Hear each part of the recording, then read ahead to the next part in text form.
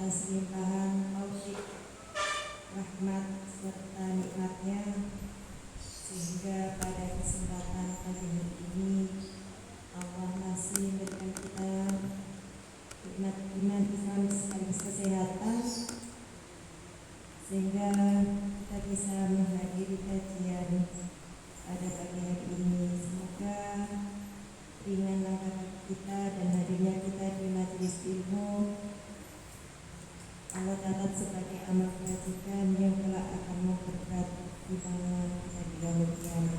Amin. Salawat serta salam semoga terlimpahkan pada uswah kita Rasulullah Muhammad sallallahu alaihi wasallam serta keluarganya, para sahabat serta umatnya yang senantiasa istiqomah mengikuti sunnahnya, dan semoga termasuk kita yang kelak mendapatkan syafaat beliau yang mulia. Amin. Ibu-ibu yang dirahmati Allah, alasan bersama pada saksi Bahri beserta materi yang sudah hadir di tengah-tengah kita. Terima kasih juga atas kawan ibu-ibu semua pada pagi hari ini yang telah menyempatkan hadir di dalam kajian.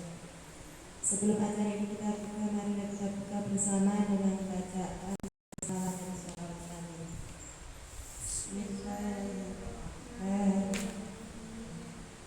Allahumma sholli ala Muhammad wa ala ali Muhammad. Alhamdulillah, acara selanjutnya untuk bersiap waktu untuk materi kajian hari ini, pertemuan kedua Bunda di bulan ini tentang kita barong. Kemarin sudah disampaikan Sogirin kalau satu hari ada penyurat temanya tentang air apa saja yang dapat digunakan untuk kesucian dan taharah. Pada Ustaz Tahri kami bersama.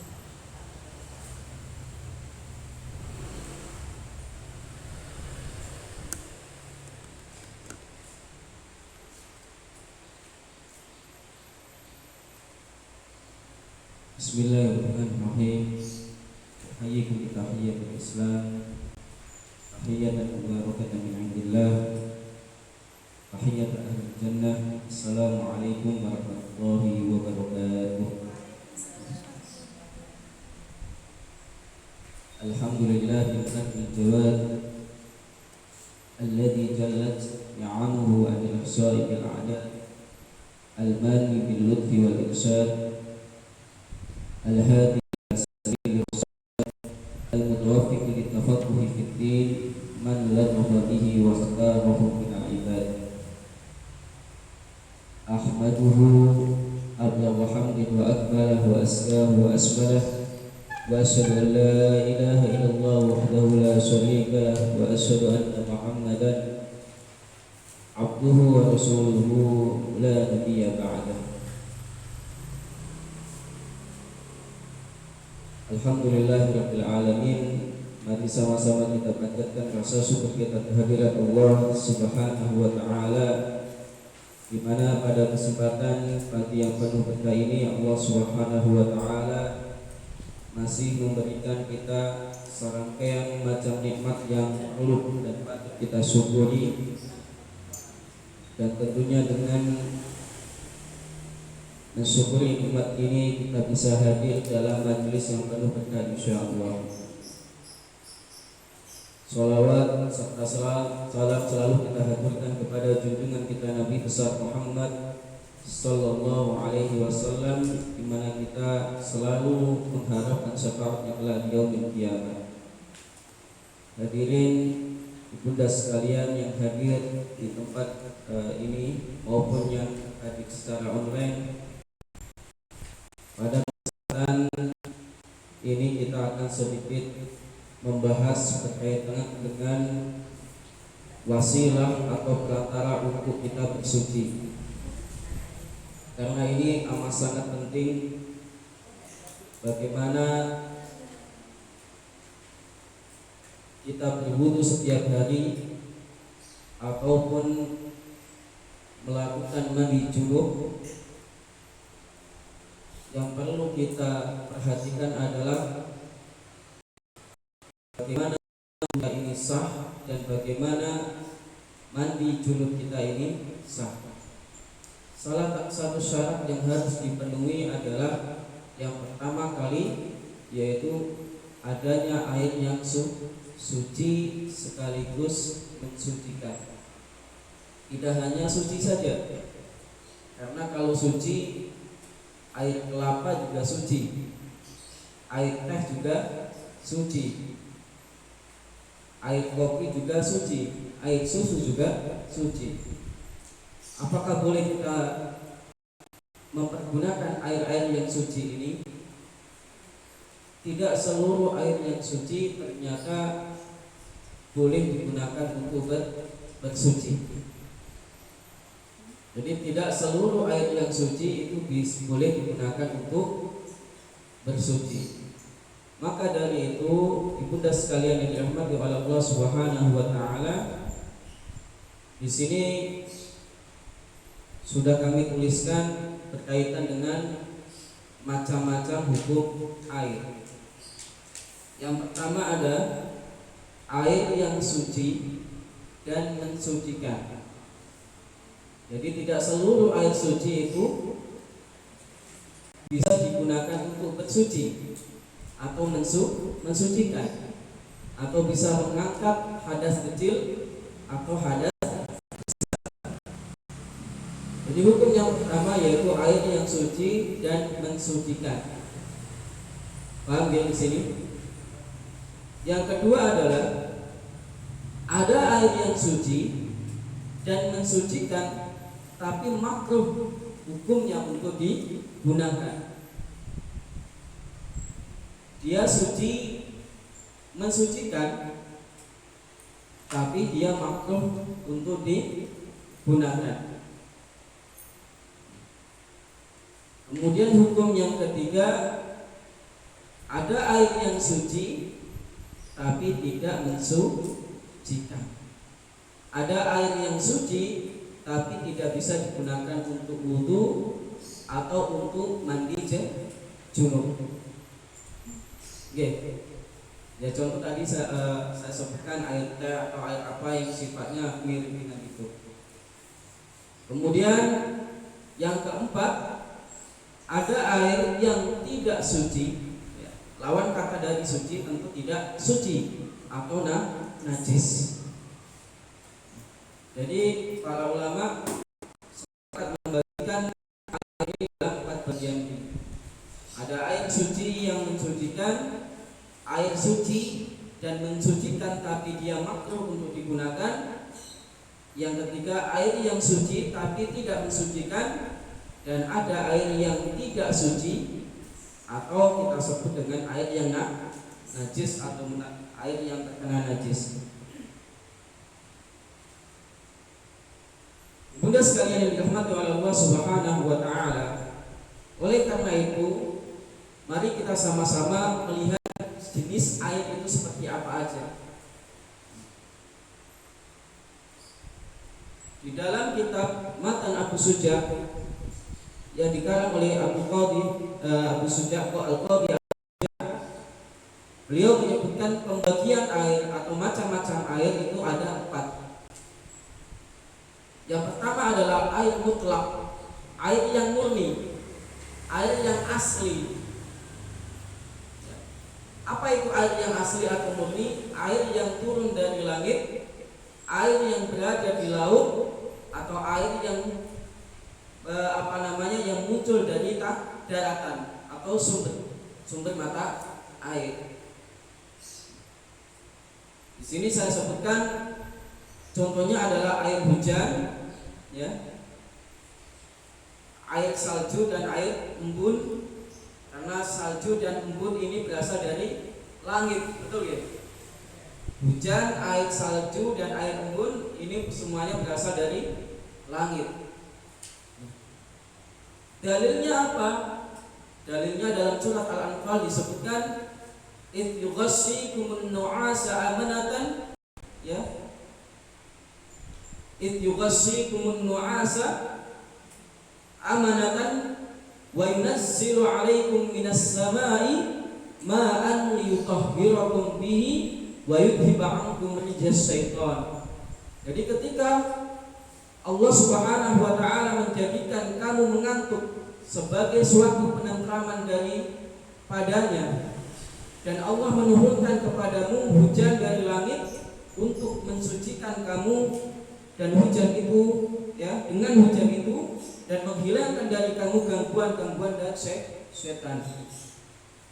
Ini ada beberapa yang menyebutkan bahwasanya air hujan bisa digunakan menjadi salah satu wasilah ruqyah. Jadi setan itu tidak suka dengan air hujan. Makanya biasanya orang yang habis hujan-hujanan pulangnya pusing, kayak habis di ruqyah, ada seperti itu. Tapi segar airnya. Di dalam ada ayat yang menyebutkan seperti itu. Wa yudhhiba 'ankum rijzas syaitan. Dan ketika Allah turunkan air hujan, Allah ingin menjauhkan diri kalian dari gangguan-gangguan. Jangan larang anak-anak kita main hujan. Itu air yang luar biasa, wasilah ruqyah, salah satu untuk menjaga anak-anak kita dari gangguan setan. Tapi ibu-ibu sekarang itu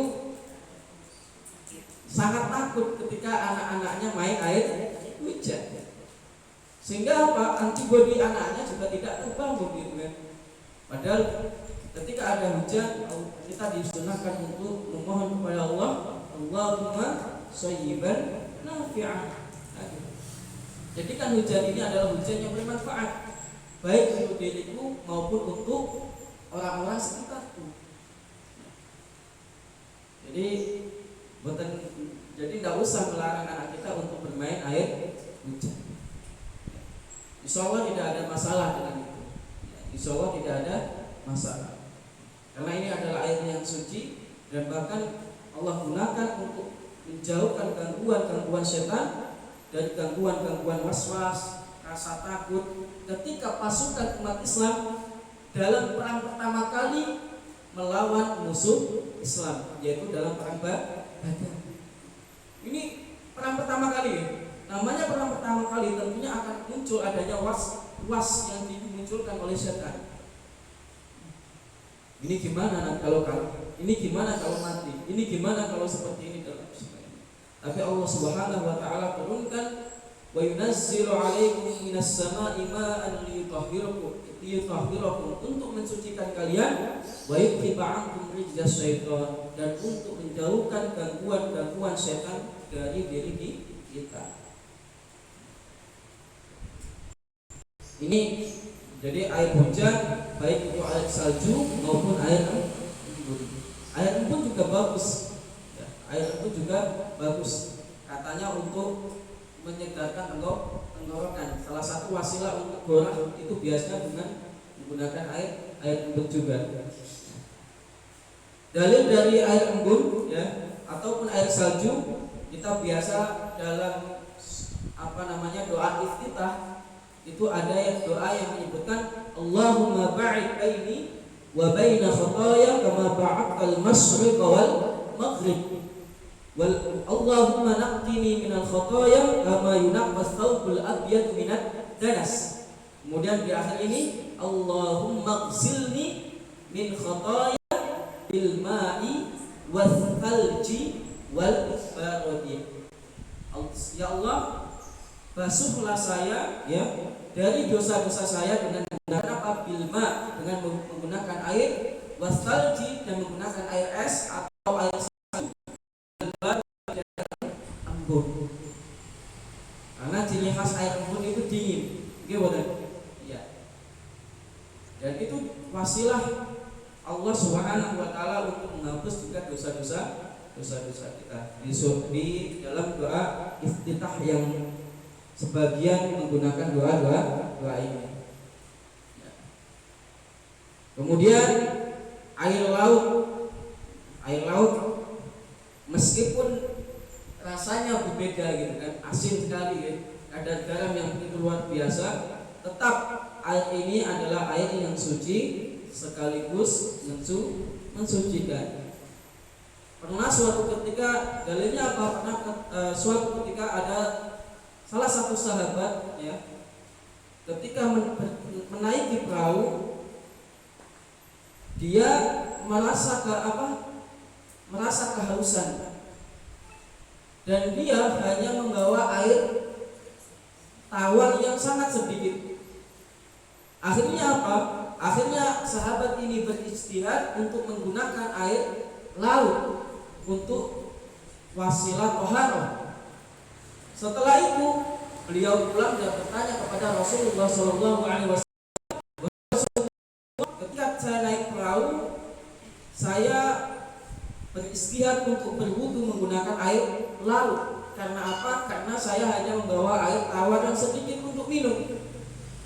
Apakah itu diperbolehkan? Kemudian Rasulullah menjawab, apa jawaban Rasulullah berkaitan dengan itu? Wat-tahuru ma wal-hillu. Jadi dalam air laut itu adalah wat-tahur, dia adalah air yang suci dan mensucikan. Wal-hillu maitatuhu, dan bangkai yang ada di air atau bangkai ikan itu bangkai suci. Bangkai ikan itu seluruhnya adalah bangkai suci. Meskipun ada ikan mati, maka tetap halal untuk dimakan.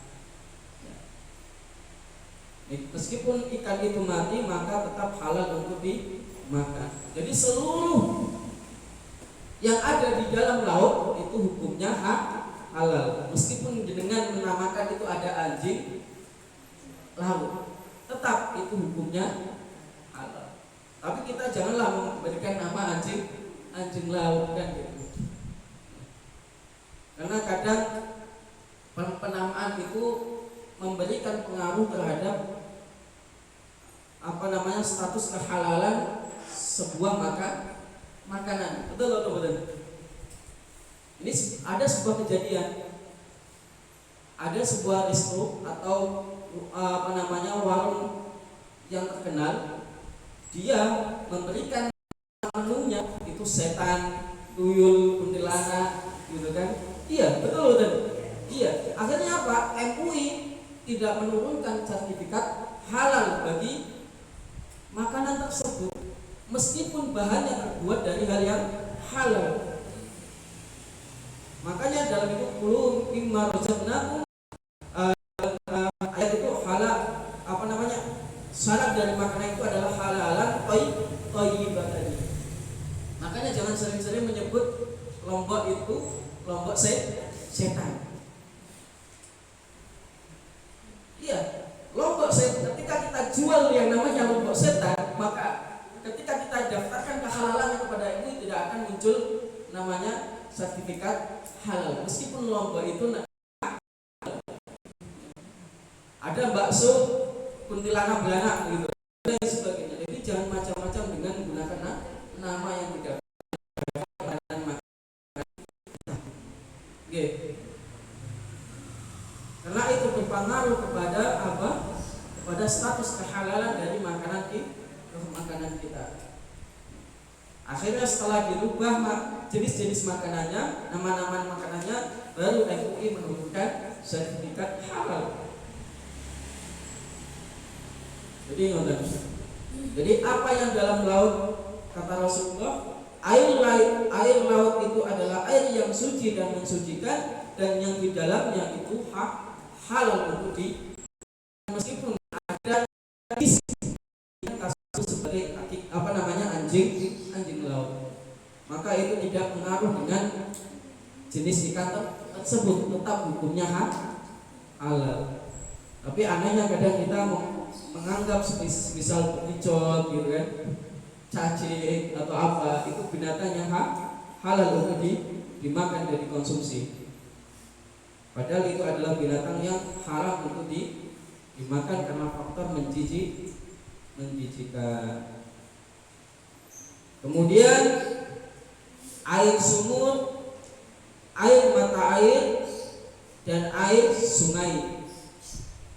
Ini adalah air-air yang suci, seperti yang disampaikan oleh Rasulullah SAW ketika para sahabat bertanya berkaitan dengan sumur bid'ah, sumur yang terkontaminasi dengan kotoran-kotoran, tetapi Rasulullah SAW menjawab, air itu adalah air yang suci sekaligus mensucikan. Maka hukum-hukum air mutlak ini adalah air yang suci dan sekaligus bisa digunakan untuk suci. Dengan misalnya dalam kondisi junub langsung nyebut ke sungai, ke laut, mentas, maka sudah kondisi kita sudah suci dan tidak lagi dalam kondisi hadas besar. Jadi gitu, cukup nyebut, kalau perlu gosok-gosok gitu kan, nggak perlu gosok-gosok. Ataupun kita ingin wudhu langsung nyebut aja ke sungai, maka tidak perlu membasuh muka, membasuh tangan, membasuh kaki, nggak perlu, cukup nyebut, ngangkat dari sungai sudah sah wudhunya. Atau langsung masuk ke sumur, nggak bisa naik ya. Jadi gitu. Pengen wudhu langsung masuk sumur, nggak bisa naik, akhirnya malah jadi mayat yang disolatkan. Jadi air ini hukumnya adalah air yang suci sekaligus mensucikan, atau kita sebut dengan air mutlak, air murni. Tetapi tidak semua air murni itu suci dan mensucikan. Tidak semua air mutlak itu suci dan mensucikan. Ada air dari perasan jeruk. Ini kan air murni dari jeruk. Okay. Ada air yang berasal dari kelapa. Ini kan air murni kan, yang memang berasal dari kelapa. Tapi air ini tidak bisa dia suci tapi tidak bisa digunakan untuk bersuci. Maka dari itu para ulama langsung menyebutkan jenis-jenis air yang bisa digunakan untuk bersuci. Dia suci dan bisa digunakan untuk bersuci, yaitu air hujan, air salju, air embun, air laut, air sumur, air mata air sungai. Dibagi menjadi 3: air yang turun dari langit, air yang di lautan, sekaligus air yang di daratan. Paham ya? Sampai sini berkaitan dengan air mutlak. Hukumnya apa Ibu? Air ini adalah air yang suci dan mensucikan. Kemudian yang kedua adalah air mustakmal. Air yang berasal dari bekas wudu, ya, dan mandi junub. Air yang berasal dari bekas wudu dan mandi junub. Jadi misalnya kita habis wudu, kemudian kita tadomi di bawahnya gitu kan, tetesan air wudu kita, maka air itu dinamakan air mustakmal. Atau habis mandi biar gak kebuang sia-sia misalnya, maka air itu ya dari bekas mandi junub kita itu dinamakan sebagai air mustakmal. Yang dimaksud dengan wudu di sini adalah wudu wajib, bukan wudu yang sifatnya sunnah. Maksudnya apa? Ada wudu sunnah, yaitu ketika orang yang setelah berwudu kemudian dia ingin memperbarui wudunya, dia dalam kondisi wudu lagi, paham ya? Kan ada tuh ya, dia sudah berwudu, setelah sejam yang berlalu dia ingin memperbaiki wudunya, memperbarui wudunya, padahal belum batal.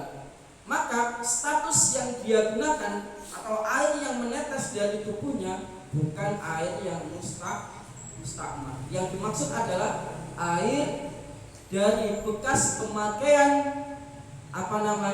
wudu yang sifatnya wajib mengangkat hadas kecil, atau mandi yang sifatnya wajib mengangkat hadas besar. Jadi misalnya dengan air 1 bak, jenengan gunakan untuk mandi biasa. jenengan tadongi malih ditampung lagi, kemudian kita pakai untuk berwudu, maka tetap sah digunakan untuk wudu. Kalau misalnya terjadi kasus kemarau gitu, jadi memanfaatkan air yang ada, jadi mandinya nggak pakai sabun, jadi mandinya mandi murni gitu kan, tidak pakai sabun apapun gitu. Jadi gebyuri awae tanpa mencampuri dengan apapun, maka air yang jatuh atau air yang yang lepas dari anggota badan itu atau yang kita bekas dari mandi kita tetap adalah dihukumi sebagai air yang suci dan mensucikan. Jadi jenengan misalnya cuci tangan tidak menggunakan sabun, jenengan tampung saja karena itu adalah air yang suci dan mensucikan. Paham ya? Jadi itu tetap menjadi air yang suci dan mensucikan. Karena apa? Karena tidak kita gunakan untuk wudu yang sifatnya wajib atau mandi yang sifatnya wajib. Meskipun jenengan gunakan itu berkali-kali, asal tidak berubah warna, rasa dan baunya, tetap akan berstatus sebagai hukum air yang suci sekaligus mensucikan. Jadi jangan sampai kita sering-sering buang air yang memang secara hukumnya masih bisa kita gunakan untuk bersuci.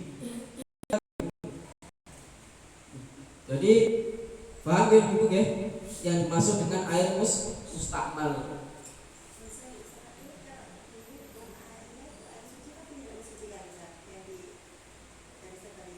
Ya, air mustakmal ini air yang suci tapi tidak mensucikan, betul. Tetapi dengan syarat tadi kan ya. Jadi hukum air mustakmal itu air yang suci tapi tidak mensucikan, betul. Tetapi syaratnya adalah untuk menjadi air mustakmal itu adalah ketika kita gunakan untuk berwudu yang sifatnya wajib atau mandi yang sifatnya wajib. Jadi air yang netes dari wudu yang sifatnya wajib tadi itu adalah air yang mustakmal dan tidak bisa kita gunakan untuk bersuci. Tetapi kalau kita wudunya dalam konteks wudu sunnah, ya, bukan wudu untuk mengangkat hadas kecil, maka air itu tetap berstatus sebagai air yang suci dan mensucikan. Atau kita mandi dengan mandi yang sifatnya bukan wajib, ya, bekas air mandi itu tetap menjadi hukum air yang suci dan mensucikan. Misalnya dengan seluruh timbak mandi gitu kan, kemudian mentas lagi, seluruh lagi mentas lagi, asal tidak tercampur dengan tidak bercampur dengan sabun, sikat gigi, sampo dan lain sebagainya, dan tidak berubah warna, bau dan atau rasanya, maka tetap menjadi status air yang bisa kita gunakan untuk berwudu atau mandi wajib. Paham ya? Itu namanya air mustakmal. Jadi kalau seandainya kita berwudu, yang dimaksud dengan air mustakmal ini adalah basuhan yang pertama. Ya, basuhan yang pertama. Kalau basuhan yang kedua yang sifatnya sunnah, maka air yang jatuh dari basuhan yang kedua ini bukan air yang mustakmal, tapi air yang pertama. Karena ini yang hakikatnya menggugurkan hukum membasuh muka. Gitu maksudnya. Begitu juga basuhan tangan yang pertama ataupun basuhan kaki pertama atau basuhan rambut yang pertama. Adapun yang kedua atau yang ketiga yang sifatnya sunnah, maka itu tidak merubah status hukum air menjadi hukum air yang mustakmal. Apa tadi?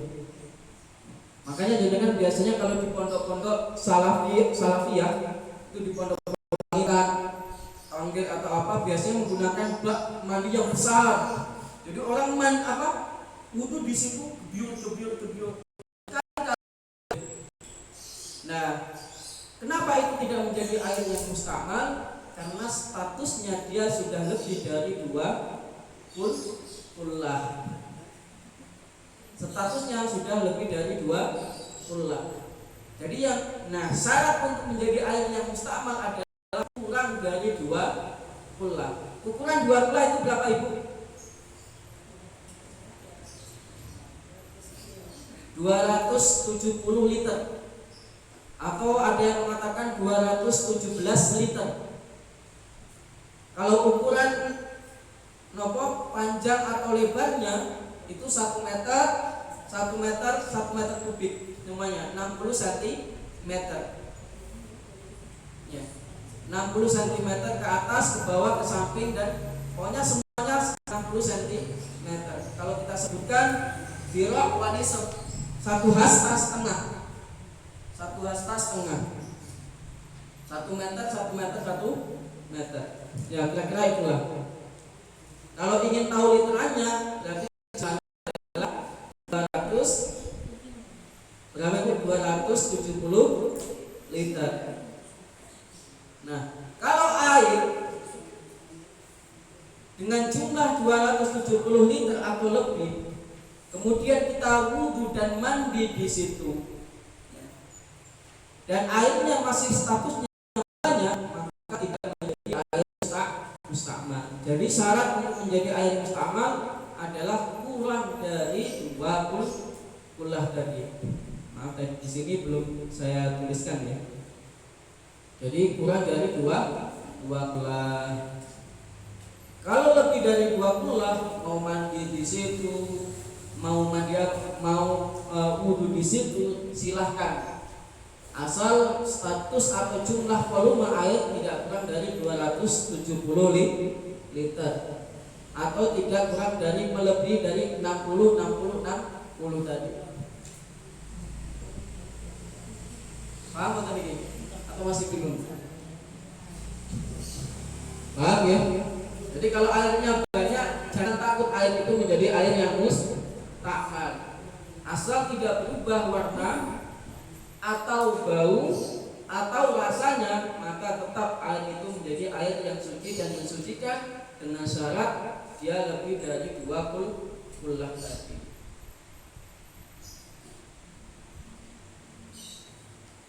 Sampai sini bisa dipahami air mustamal ya? Jadi air mustamal adalah air yang berasal dari wudu, mandi, ditambahin, dan dengan syarat kurang dari 2 kullah. Ukuran 2 kullahnya adalah 217 atau 70 liter. Di kitab Fathul Mu'in disebutkan 217. Di kitab-kitab yang lainnya disebutkan 270.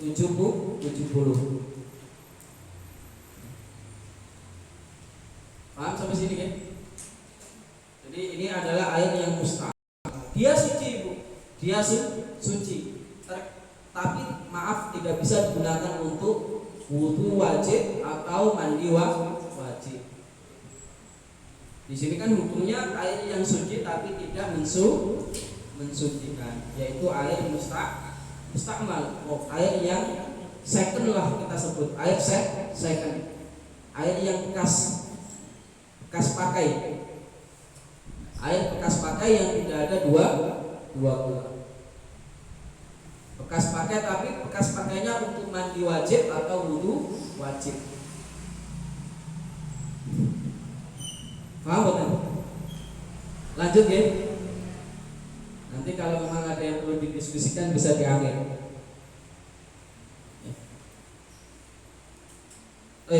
Masuk kepada air panas.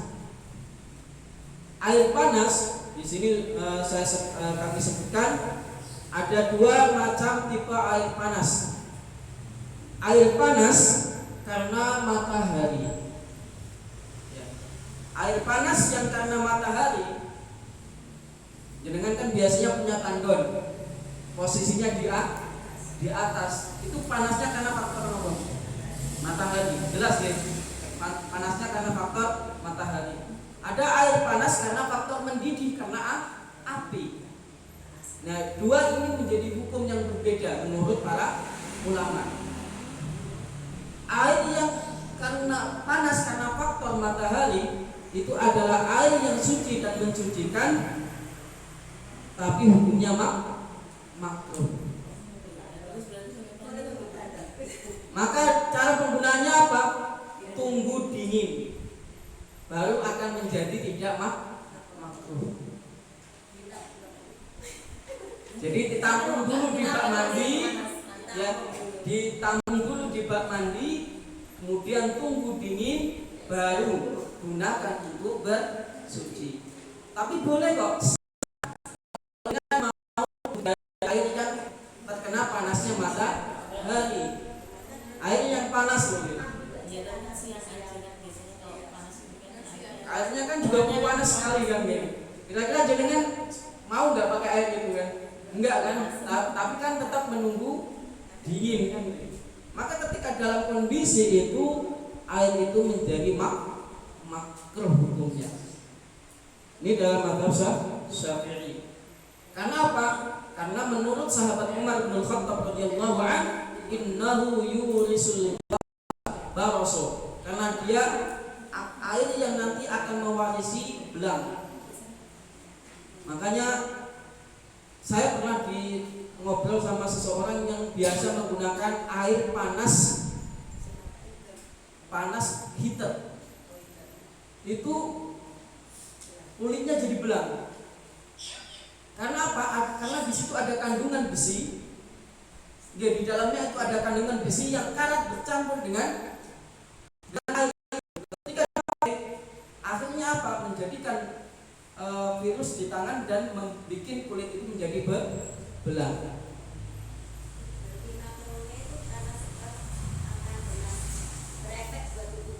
Karena menurut sahabat Umar itu akan mewariskan penyakit belang.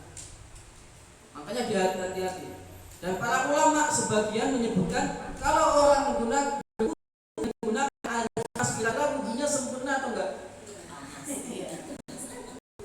Pegangnya amit gitu kan, gitu betul. Apalagi mandi menggunakan air panas gitu kan. Ya. Kalau hangat berarti sudah tidak masuk dalam kadar panas kan. Makruh kalau yang dimaksudkan adalah panas, angin. Tapi kalau angetnya adalah anget yang memang mendekati panas, yang paling diwaspadai adalah air panas yang bercampur dengan besi yang berkarat. Ini harus diwaspadai.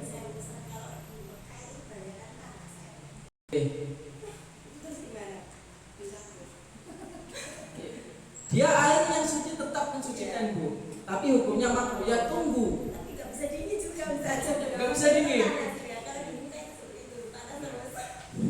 Ya tunggu dia insya Allah nanti bisa kita gunakan. Nah, nonton ya. Ini panas, tapi dari panas matahari. Kalau dalam kitab disebutkan namanya air musammas. Itu nama hukumnya makruh untuk digunakan, tetapi dia suci dan mensucikan. Boleh kita gunakan untuk mandi wajib atau untuk wudu yang sifatnya wajib. Wudu wajib loh ya, guys. Sampai sini guys. Jadi air tandon yang terkena panasnya matahari mending didinginkan terlebih dahulu baru digunakan untuk berwudu. Atau kita tampung ke bak dulu, ya kita campur dengan air yang dingin yang ada di bak, insya Allah tidak akan menjadi terlalu panas dan mungkin berubah menjadi hangat mungkin ya. Paham ya? Ini berkaitan dengan air panas. Adapun air panas karena api, godokan gitu kan, air godokan, maka dalam konteks ini dihukumi sebagai air yang suci dan mensucikan dan tidak makruh. Tetapi kalau memang dia berbahaya bagi badan kita, misalnya membuat melepuh gitu kan, maka haram untuk digunakan karena itu adalah air yang berbahaya. Bukan air yang berbahaya kan gitu.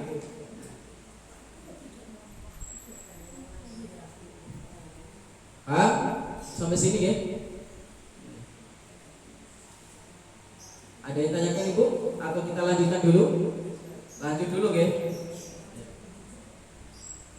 Baik, selanjutnya Ibu dan sekalian dirahmati oleh Allah Subhanahu wa taala. Di sini jenis air yang keempat yaitu air yang tercampur. Air yang tercampur ya. Di sini saya sebutkan ada dua bagian. Air yang tercampur dengan benda suci. Ketika air yang tercampur dengan benda suci tidak merubah warna atau bau atau rasa dengan syarat dua belah ya, maka air tersebut tetap dihukumi dengan air yang suci dan mensucikan. Paham ya? Air teh gitu kan, air putih kita campuri dengan teh sehingga merubah warnanya, merubah rasa airnya, merubah bau airnya, maka air ini suci tetapi tidak bisa digunakan untuk bersuci. Nah, syarat dua belah ini ya berlaku ketika memang tidak ada perubahan antara rasa, bau dan warnanya. Kalau misalnya ya ada air ya yang kurang dua belah ya, kemudian tercampur dengan teh gitu kan, kemudian dia tidak berubah warna, bau dan rasanya, maka para ulama di sini masih berbeda pendapat. Ada yang mengatakan dia adalah air yang suci dan mensucikan, tetapi ada yang mengatakan dia air yang suci tapi tidak mensucikan. Paham sampai sini ya? Dengan syarat dua belah. Ketika berubah warna atau rasa atau bau, maka hukum airnya adalah air yang suci tetapi tidak bisa digunakan untuk bersuci. Kemudian yang kedua adalah air yang tercampur dengan benda najis. Tadi yang di atas air yang tercampur dengan benda yang suci. Sekarang adalah air yang tercampur dengan benda najis. Ya.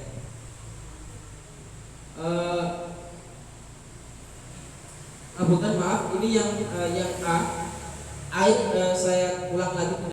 Air yang tercampur dengan benda suci, meskipun tidak ada dua belah, ya, para ulama sepakat ketika tidak berubah warna, bau dan rasanya, tetap menjadi hukum air yang suci dan mensucikan. Paham ya? Ketika dia bercampur dengan benda yang suci, tidak berubah bau, warna dan atau rasanya, meskipun kurang dari dua belah, tetapi dia bercampur dengan benda suci, maka tetap menjadi hukum suci dan mensucikan. Tetapi kalau dia berubah warna, bau dan rasanya, tetap mutlak dia menjadi air yang suci tapi tidak mensucikan. Kemudian yang kedua, air yang tercampur dengan benda najis. Air yang tercampur dengan benda najis, kalau tidak ada dua belah, mutlak air itu menjadi air yang najis. Ya. Air yang tercampur dengan benda najis, tidak ada dua belah, maka air itu menjadi air yang najis. Meskipun tidak berubah warna, bau dan rasanya, kecuali pada konteks najis yang dimaafkan. Contohnya, Contoh kotoran cicak yang cuma satu, atau kotoran ikan yang satu, atau bangkai nyamuk yang jatuh. Ingat loh, bangkai semut, bangkai nyamuk, bangkai cicak, tetaplah masa jadi kan tegang gitu kan. Iya. Bangkai yang tidak dimaafkan ini. Kalau bangkai nyamuk, bangkai ya ada yang mengatakan cicak ini adalah hewan yang tidak berdarah, iya kan? Betul betul. Hewan yang tidak berdarah atau hewan yang berdarah? Tidak. Berarti bangkainya kalau satu masih bisa dimaafkan. Karena ini adalah najis yang dimaafkan. Tetapi kalau dalam konteks banyak, maka ngapunten berarti menjadi air yang najis. Misalnya banyak semut yang mati di air kita, dan air itu tidak ada dua ulah, maka air itu berstatus air yang bercampur dengan najis. Jadi jangan ngapunten, ini jangan sampai kita menggampangkan untuk menyampurkan air dengan ikan. Karena kotoran ikan itu najis. Kotoran ikan itu najis. Kalau tidak ada dua ulah, kemudian muncul kotoran ikannya banyak, maka hukum air itu adalah air yang najis. Kalau lebih dari dua ulah tidak merubah rasanya tidak berubah nih, oke selesai. Atau baunya tidak berubah, berarti selesai. Atau warnanya tidak berubah, maka tetap menjadi air. Kalau lebih dari dua ulah. Kalaupun lebih dari dua ulah, tetapi baunya amis karena faktor kotoran itu, bukan karena faktor ikannya loh, karena faktor kotorannya. Kalau ikannya suci, kalau masih hidup suci, betul. Ikan masih hidup berarti suci, bangkainya pun juga suci. Tapi semut hidup suci, tapi kalau jadi bangkai maka najis. Paham betul ini? Nah, maka jadi ada yang mensyaratkan juga jangan sampai nanti kita membuang benda yang najis, meskipun itu bendanya yang najis yang dimaafkan ke dalam air yang kurang dari dua ulah. Kalau kita lempar secara sengaja, maka otomatis air itu menjadi air yang najis. Contoh, ada lalat mati kita lempar ke bak mandi yang ulah, itu menjadi air yang najis. Cara mensucikannya bagaimana? Isi sampai lebih dari ulah, maka air itu kembali menjadi air yang suci, tidak perlu kita buang. Paham tadi? Jadi misalnya ada ada bangkai cicak yang masuk di bak mandi, diambil.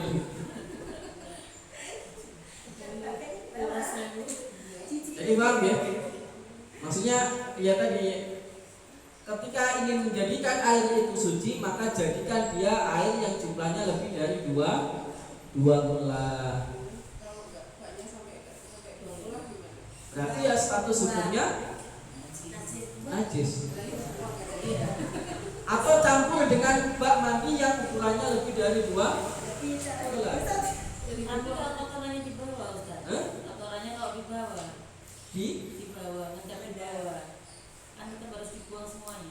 Iya, makanya kalau air itu bercampur dengan air yang suci dan jumlah air yang dicampurkan itu menjadi dua ulah, maka tetap akan merubah statusnya menjadi air yang suci dan suci. Ukurannya dipantulkan, ukuran ini yang bisa bedanya ya. Iya. Makanya kalau bikin bak mandi itu yang memang sudah sesuai dengan standar lebih dari dua ulah, biar aman gitu. Pengennya kamar mandinya minimalis gitu ya.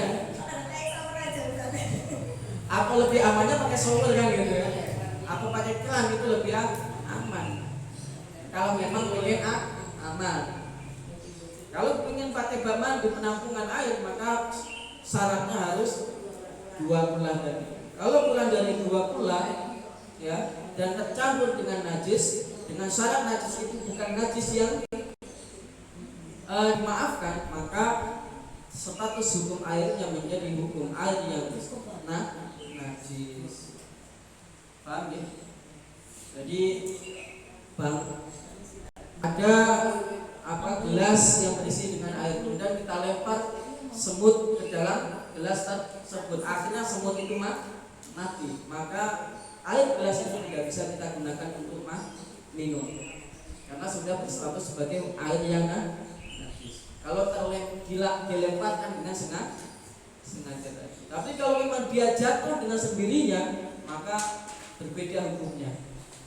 Kalau dia jatuh dengan sendirinya, maka dari itu kata Rasulullah SAW, kalau ada yang jatuh di minuman kalian, jatuh sendiri loh, bukan kita jatuhkan, jatuh sendiri, maka disuruh nyelemi, karena salah satunya ada racun, satunya ada obat. Paham ya? Ini berkaitan dengan hukum air yang terkena benda yang najis.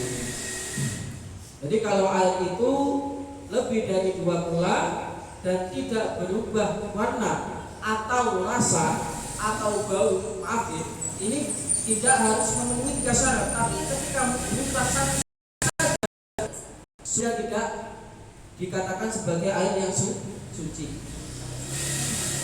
Ya. Makanya di sini saya tulis atau kan ya. Berubah warna. Kalau cuma berubah warna, kalaupun hanya berubah warna tetap menjadi air yang najis. Atau hanya berubah rasanya tetap menjadi air yang najis. Atau berubah baunya tetap berubah menjadi air yang najis. Tidak harus tiga-tiganya. Oh, baunya oke, rasanya masih aman kok. Ya, tetap nggak boleh. Paham sampai sini ya? Bisa dipahami? Insyaallah. Jadi akuarium yang memang ini perhatikan, akuarium yang terisi dengan ikan kecil-kecil yang di situ tentunya akan mengeluarkan kotoran, dan tidak ada akuarium yang ada lebih dari 2 kula. Jadi kan punya apa? Biasanya akuarium hanya ya kurang dari 2 kula. Kalau di situ sudah terjatuh kotoran-kotoran ikan yang lumayan banyak, maka status hukum dari air yang ada di akuarium menjadi air yang najis. Air yang najis. Bisa dipahami sampai sini? Jadi itu ibunda sekalian rahmatullah Allah Subhanahu wa taala berkaitan dengan hukum air. Bersuci, yaitu air mutlak, ya, air hujan, air salju, air embun, air laut, air sumur, air mata air dan air sungai, semua mutlak bisa kita gunakan untuk bersuci. Atau air panas, ya, karena faktor matahari ataupun karena faktor di kena api, maka tetap masih bisa kita gunakan untuk bersuci, meskipun ada sebagian yang hukumnya makruh. Yang suci, ya, syarat bercampurnya itu tidak bisa dipisahkan. Misalnya bercampur dengan sabun, kira-kira bisa dipisahkan atau betul? Tidak bisa dipisahkan. Bercampur dengan kira-kira air sama tehnya bisa dipisahin atau betul? Nggak bisa. Tetapi kalau bercampur dengan kayu, kejatuhan daun, kejatuhan sesuatu yang bisa kita angkat, ya, maka tetap menjadi air yang suci meskipun kurang dari 2 kula. Atau air yang berubah karena faktor ini kan ada air di bak mandi, lama nggak dipakai, berubah karena ada lumut di sekitarnya.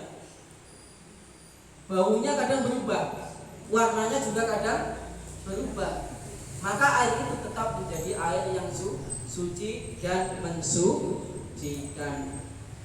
karena ini bagian dari perubahan yang memang tidak bisa kita hindari. Air yang terlalu mengendap lama, gitu kan, berstatus lama, maka pasti akan berubah baunya biasanya. Setidaknya baunya lah akan berubah. Maka tetap air itu menjadi hukum air yang suci dan mensuci. Kalau ada benda yang status bendanya itu suci, tapi merubah salah satu dari sifat air, baik warna atau bau atau rasanya, maka air itu menjadi air yang suci, tetapi tidak mensucikan kalau tidak berubah tadi atau lebih dari 2 ulah, gitu ya. Jadi itu ibu dan sekalian yang dirahmati oleh Allah Subhanahu wa taala berkaitan dengan air dan hukumnya. Saya kira itu ya penjelasan air ini berkaitan dengan air, semoga bisa dipahami. Wallahu a'lam. Allahu muwaffiq ila aqwamit thoriq. Wassalamualaikum warahmatullahi wabarakatuh. Kalau memang ada hal yang mau didiskusikan silakan.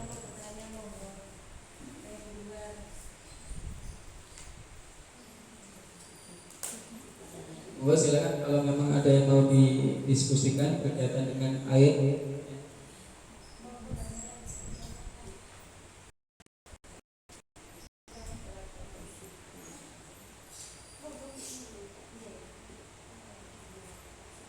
Kayaknya Pak Kim, silakan.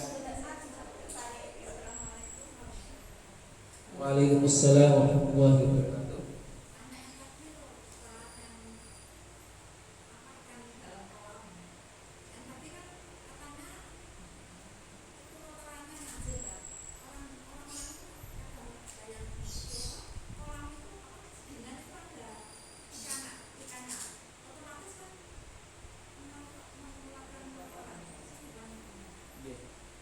Jadi kalau kolam itu statusnya lebih dari 2 kula, tidak berubah sifat dari sifat dari air tersebut, maka tetap menjadi air yang suci dan mensucikan. Ini kan biasanya kasus di kolam renang itu, kalau orang masuk ke kolam renang pasti kalau tidak kencing, iya kan? Kalau memang dia kencing di situ dan tidak merubah warna atau bau atau rasa dari kolam tersebut, maka tetap menjadi hukum air suci dan mensucikan. Bisa dibalik betul-betul. Kolam ya, kalau memang dia jumlah volume airnya lebih dari 270 liter atau 217 liter, ada yang menyampaikan seperti itu, atau 2 kulah ya, tadi ukurannya seperti itu. Kalau tidak berubah gitu ya, kalau tidak berubah dia air yang di kolam, kalau dia sudah memenuhi volume air 2 kulah, meskipun dia najis, kalau dia tidak berubah maka tetap suci dan mensucikan. Tetapi kalau tidak ada 2 kulah, meskipun tidak berubah dan tercampur dengan najis yang tidak dimaafkan, maka tetap menjadi status air yang najis. Makanya saya sebutkan akuarium. Akuarium ini kira-kira ukuran airnya ada 2 kulah atau bukan? Ada 270 liter atau bukan? Tidak ada kan ya? Tidak ada. Maka ketika memelihara ikan dan di situ terjatuh kotoran-kotoran ikan, maka status air yang ada di situ menjadi air yang najis. Kolam renang misalnya di sini, apa hukum kolam renang yang dikasih kaporit? Gitu betul. Kalau memang ya kaporit air itu masih menjadi air yang mutlak, bukan air kaporit, jumlah kaporitnya tidak banyak, maka tetap berstatus sebagai air yang suci dan mensucikan. Tetapi kalau jumlah kaporitnya yang sampai merubah status ini menjadi kaporit ya. Maka air kolam renang itu menjadi air yang suci tapi tidak mensucikan. Kalau terkena najis, maka otomatis air itu akan berubah menjadi air yang najis. Jadi kalau air kolam renang yang dicampur dengan kaporit tetap menjadi status air yang suci dan mensucikan. Kalau memang kadar kaporit yang dicampurkan tidak terlalu besar. Meskipun masih bau kaporitnya terasa. Tapi kalau memang sudah berubah menjadi air kolam renang lagi, maka sudah status hukumnya menjadi hukum air yang suci tapi tidak mensucikan. Ya. Jadi hati-hati mencampur air yang tidak ada kurang dari 2 pula dengan kaporit. Tapi kalau kolam renang biasanya statusnya sudah lebih dari 2 pula. Gitu kan? Oke. Pak, Ibu dan sekalian, silakan kalau memang ada yang lebih diskusi lagi. Monggo. Masih terkait dengan kolam. Saya dimakan ada kolam yang saya yakin lebih dari 2 bulan karena daya tampungnya ribuan kubik. Tapi jumlah ikannya pun juga banyak. Otomatis untuk kotorannya pun juga banyak. Nah, meskipun dia pakai sistem filtrasi, semisal di rumah saya mati lampu, saya mau wudhu karena problem mati lampu kan nggak ada air yang mengalir. Dan di rumah saya semuanya itu pakai sistem air mengalir semua. Hanya ada kolam mati. Apa masih bisa dikatakan air yang mensucikan? Dilihat apakah baunya berasa berubah atau Bau nggak berubah hanya karena memang dia outdoor ya. Jadi terkadang itu ada perubahan warna karena pantulan dari sinar itu. Terkadang ada lumut di sekitarnya itu yang menyebabkan dia itu kayak. Kalau perubahan bau atau rasa kalau bukan karena kotoran itu, maka tetap menjadi status air yang suci dan mensucikan. Meskipun jumlah ikannya banyak. Karena ikan itu hukumnya adalah suci dan hukumnya suci saat hidup. Tetapi yang dimaksud di sini adalah kotoran dari ikan tersebut. Kalau memang kotoran itu bisa merubah warna atau bau atau rasanya, misalnya baunya sudah berubah, ini kayaknya sudah bau kotoran, atau ini warnanya kayaknya ini sudah kena faktor kotoran, atau bau rasa dan rasanya misalnya ini sudah rasa kotoran misalnya, maka hukumnya menjadi status air yang najis tentunya. Tapi kalau memang tidak berubah, nggak masalah. Kalau memang tidak berubah salah satu dari sifat air ini, maka tidak apa-apa. Mau dipakai wudhu, berenang, mandi junub, silakan. Kalau memang statusnya sudah lebih dari 2 bulan. Kayak misalnya air laut gitu kan, air kalau pengen mandi hidup nyemplung aja ke laut, selesai sudah. Meskipun asin kan gitu kan, karena dia asin dan nggak masalah. Gitu.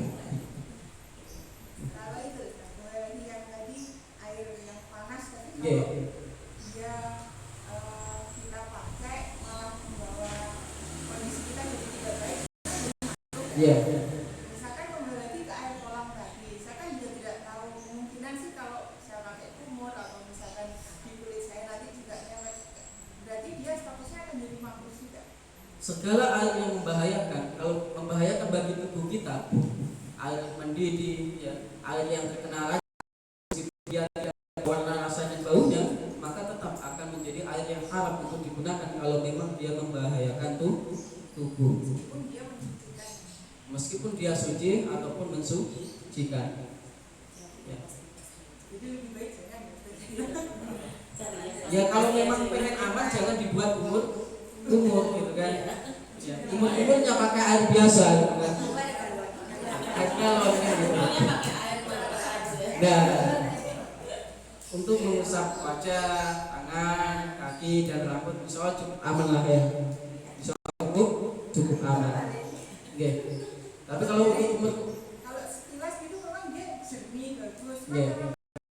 Air yang lama ya, dia berdiam lama, kemudian juga ada kotoran meskipun ada filtrasinya, tapi ragu kita yang mau pakai ragu meskipun itu mencucikan. Jadi lebih baik jangan ya. kalau untuk umur mending jangan. Ya. Kalau tapi hukum air yang suci dan mensucikan. Tapi kalau memang berbahaya ketika kita kumur karena mungkin ada bakteri yang tidak terlihat, mending jangan untuk digunakan untuk kumur. Ya kalau kumur ya pakai air biasa, masa galon dokumen kan ya Mas. Insya Allah aman lagi. Ya, moga silakan kalau memang ada yang mau didiskusikan lagi. Oke.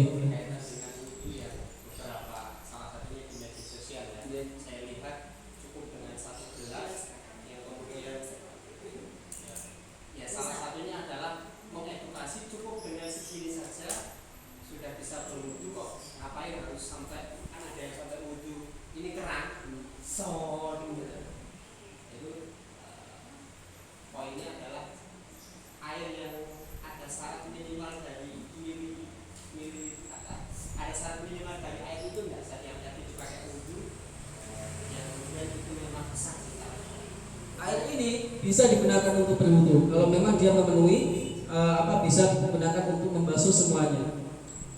Dalam Fathul Mu'in nggak boleh kita yang kan syarat di dalam Al-Quran itu adalah membasuh bukan mengusap.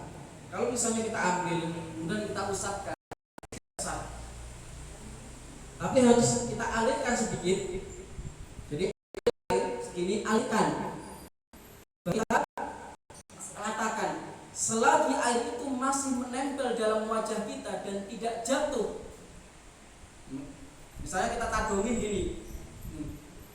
Nah, kalau yang kita tadongin itu berarti air yang mustamal. Tapi kalau yang masih menempel di wajah kita ratakan dan bisa membasahi seluruh muka, maka itu tetap sah. Meskipun jumlahnya minim Mas, asal masih ada di anggota wudu tadi. Asal tidak kalau sudah menetes jatuhnya menjadi air yang mustamal tadi. Misalnya kita ambil segini, kita usapkan, kemudian kita ratakan. Nah, maka masih tetap sah. Makanya ada yang menggunakan wudu dengan menggunakan air segini. Iya. Kemudian kita ambil lagi, kita usapkan ke tangan. Kita ratakan sampai basah semuanya. Asal tidak kita ambil dari tetesan air yang jatuh dari anggota badan wudu, maka air itu tetap menjadi air yang suci dan mensucikan dan sah wudu kita. Paham betul? Paham ya? Kecuali ada tetesan yang itu kemudian kita ambil, kita gunakan, itu namanya air mustamal. Jadi air yang lepas dari anggota wudu itu adalah air yang mustamal. Paham ya? Ini bisa kita gunakan kalau memang kita mampu. Ya, misalnya gini, kita ratakan. Ya. Basuh tangan. Yang penting jangan sampai jatuh dulu. Kalau masih bisa diratakan terus, masih aman. Paham ya? Ini. Selagi masih bisa diratakan. Ya. Ya. Paham teman-teman ini? Meskipun volume airnya tidak banyak, asal dia adalah air yang suci, maka tetap bisa digunakan untuk bersuci. Kadar 20 yang saya sebutkan tadi itu hanya syarat ketika dia tercampur dengan najis dan tidak merubah bau dan rasanya, maka tetap air itu menjadi air yang suci. Misalnya air 1 bak jatuh 2 atau 3 dan tidak merubah warna, maka tetap suci. Tidak merubah bau, maka tetap suci, atau tidak merubah rasa. Kalau air ini jelas ini air yang suci. Tidak untuk pakai botol bisa dengan syarat, ingat ketika membasuh muka, membasuh tangan, membasuh kaki harus ada air yang mengalir, bukan mengusap, karena syaratnya adalah ghuslun, bukan mashun. Kalau mashun roksi kan buat tamsahu birusikum. Kalau dalam Al-Quran masar ya cukup gini aja, cuman cukup gini sudah selesai. Tapi kalau di sini adalah jatuhnya adalah ghusl, yaitu membasuh. Syarat membasuh itu adalah mengalirkan air. Ada air yang mengalir. Maka dari itu tayamum itu masuk, bukan ghusl.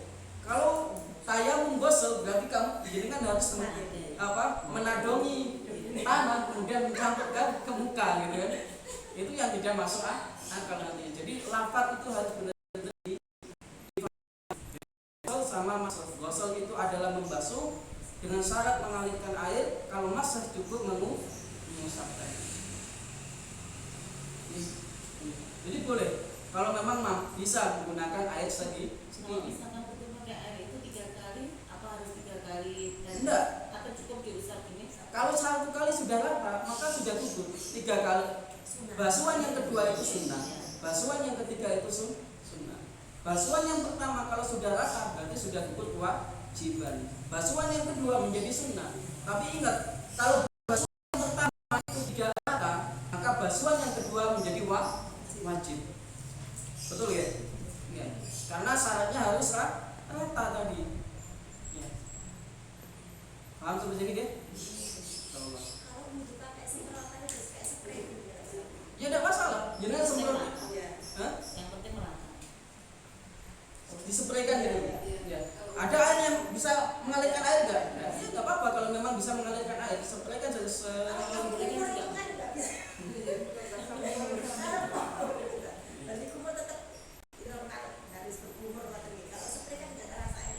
Kalau kumur kan tidak wajib dalam konteks ini kan ya. Ya, kalau kumur kan bukan wajib, tapi sunnah dalam mazhab Syafi'i. Tapi kalau jenengan masuk dalam mazhab Hambali, kumur itu wajib, juga wajib. Memasukkan air ke dalam hidung itu juga hukumnya wajib dalam mazhab Hambali. Tapi kalau dalam mazhab Syafi'i sunnah semuanya. Paham ya? Jadi kalau kan tidak perlu kan, maksudnya di sini adalah membasuh yang wajib saja. Muka, tangan, mengusap bagian rambut meskipun itu hanya sekejap ya, dan membasuh kaki sampai mata kaki, bukan sampai dengkul ya, sampai mata kaki, itu batasannya. Selesai insyaallah. Dengan gunakan air segini kalau kita mampu ya insyaallah bisa ya. Ada lagi yang mau didiskusikan sampai jam 9:10? Silakan kalau memang ada yang mau didiskusikan. Jelas ya. Jadi adalah macam-macam air yang bisa kita gunakan dan bagaimana cara menggunakan air tersebut. Wallahu a'lam bishawab.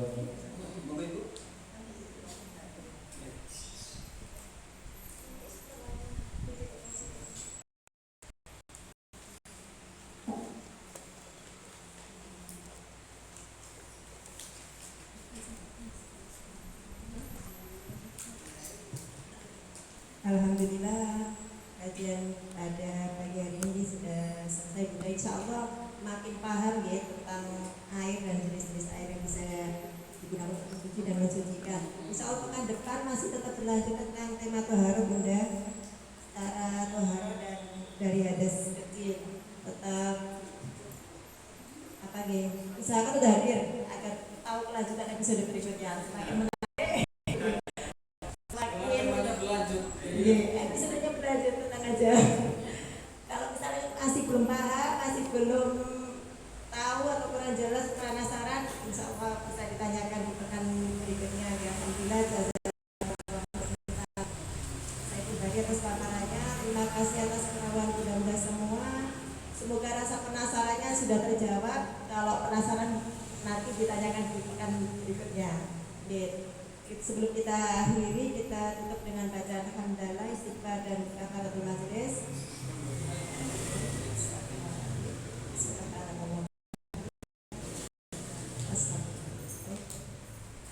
Kurang lebihnya saya mohon maaf apabila ada kata-kata dan perbuatan yang kurang berkenan. Wassalamualaikum warahmatullahi wabarakatuh. Mohon